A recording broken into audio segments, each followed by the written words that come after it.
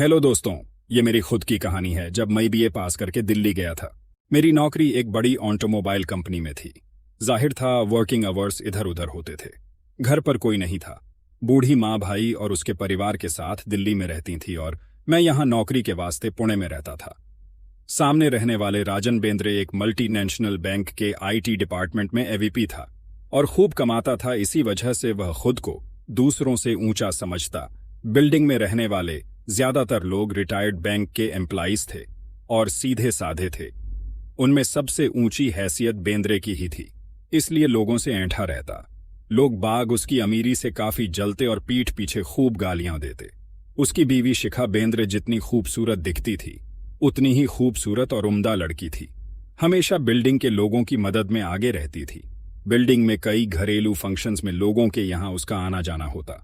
हालांकि वह राजन जितनी पढ़ी लिखी तो न थी, लेकिन संस्कृत में उसने एमए किया था और अब वह पीएचडी करना चाहती थी। लेकिन राजन को उसका आगे पढ़ना या नौकरी करना सख्त नापसंद था। अपना खाली वक्त काटने वह बिल्डिंग के क्लब हाउस में वीकेंड को बड़ों को योगा सिखाती और छोटों संस्कृत श्लोक। लेकिन उसके पति राजन को यह भी पसंद नहीं था। एक दिन शनिवार की शाम को ऑन फीस से घर आते वक्त मैं पीने का सामान ले आया। दोस्तों के साथ पीने का प्रोग्राम था, तो मैं जल्दी घर आकर तैयारियां करने लगा। फ्रिज खोला तो पता चला बर्फ जमाना भूल गया था। अब बाजार जाने की हिम्मत नहीं बची थी। मैंने सोचा पड़ोसियों से पूछा जाए। मैंने बेंद्रे के घर की बेल बजाई और कुछ देर बाद दरवाजा खुला। सामने देखा शिखा खड़ी थी। शायद अभी अभी नहाकर आई थी। ओ अमन जी, आप अंदर आइए ना, उसने स्वागत करते हुए कहा और मुस्कुराई। जी नहीं, ठीक है, मैं तो बस थोड़ी बर्फ मांगना चाहता था, घर पर मेहमान आने वाले हैं। मैंने कहा, जी आप कुछ मिनट बैठिए, मैं अपनी पूजा खत्म कर आपको बर्फ देती हूं, तब तक आप बैठकर टीवी देखिए, उसने समझते हुए कहा। अब मरता क्या ना करता, कुछ देर यहीं बैठकर बोर होना था। सोचा बैठे बैठे इसी को देखकर अपनी आंखों की प्यास मिटाई जाए। मैं अंदर आकर सोफे में बैठ गया और वह पूजा घर की तरफ चली गई जो सोफे से दिखता था। मैंने देखा सामने शू रैंक के ऊपर फेंक शुई के बंबू ट्री रखा हुआ था। उसी के बगल में एक फोटो फ्रेम रखी थी जिसमें राजन और शिखा की शादी की तस्वीर थी। ओह, इन गहनों को पहने और शादी के जोड़े में शिखा कितनी खूबसूरत दिख रही है, जैसे कोई अप्सरा हो, मैंने सोचा और इधर उधर देखा। दीवारों पर सर्टिफिकेट फ्रेम टंगे हुए थे जो शिखा ने कई कंपटीशन में जीते थे। अच्छा, तो शिखा इतनी ट्रेडिशनल होते हुए भी टैलेंटेड है। मैंने मन ही मन सोचा शुभम करोति। मुझे शिल्पा के श्लोक सुनाई दिए। मेरा मन में उसके लिए रेस्पेक्ट और भी बढ़ गई कि इतनी अमीर होते हुए भी वह अपनी जड़ों को नहीं भूली। वहीं उसका बदतमीज पति जो किसी से सीधे मुंह बात भी नहीं करता।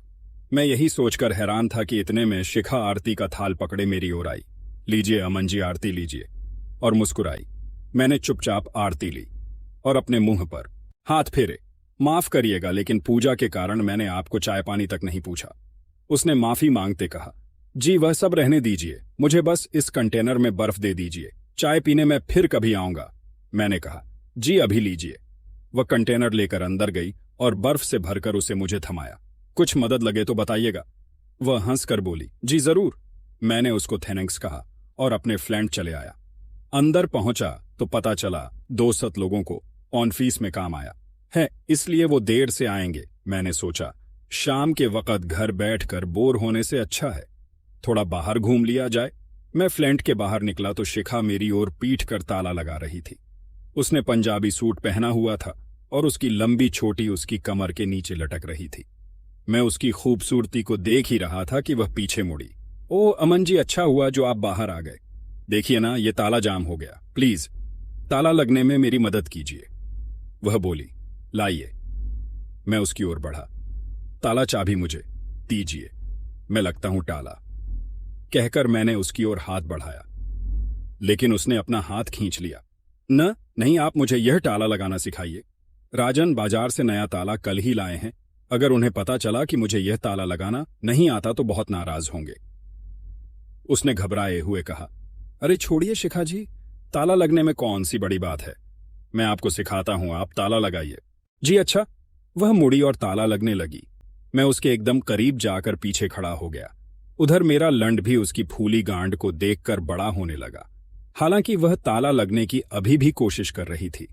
मैंने उसके करीब जाकर उसके बदन से उठती भीनी भीनी खुशबू को महसूस किया ही था कि उसने ताला लगाकर जोर से झटका दिया और वह पीछे हटी। उसके एकदम से पीछे हटने की वजह से उसके सिर से मेरी नाक टकरा गई और मैंने उसके खुशबूदार काले घने बालों को सूंघा। उसकी बम भी मेरे कड़क लैंड से टकरा गई। ओ अमन जी, सॉरी, आपको लगी तो नहीं? उसने चिंतित होकर पूछा। मैं अपनी नाक को सहला रहा था। अपना हाथ हटाओ, मुझे देखने दो। उसने मेरा हाथ हटते कहा। अरे आपकी नाक से तो खून आ रहा है। उसने परेशान होते हुए कहा। अरे ये मामूली चोट है, मैं मुंह धोकर आता हूं। मैंने कहा नहीं नहीं, आपको मेरी वजह से चोट लगी है। आइए मैं आपको डॉक्टर जोशी के पास ले चलती हूं। अरे शिखा जी, ये मामूली चोट है, आप परेशान मत होइए। नहीं अमन जी, आप इस चोट को इग्नोर ना करें। आपको मेरे साथ चलने में ऑकवर्ड हो रहा है तो मैं डॉक्टर साहब को बुला लाती हूं, वह पहले फ्लोर पर ही रहते हैं। उसने समझाते हुए कहा। जैसा आप ठीक समझे, मैंने हार कर कहा। मुझसे उसकी बात काटी नहीं गई।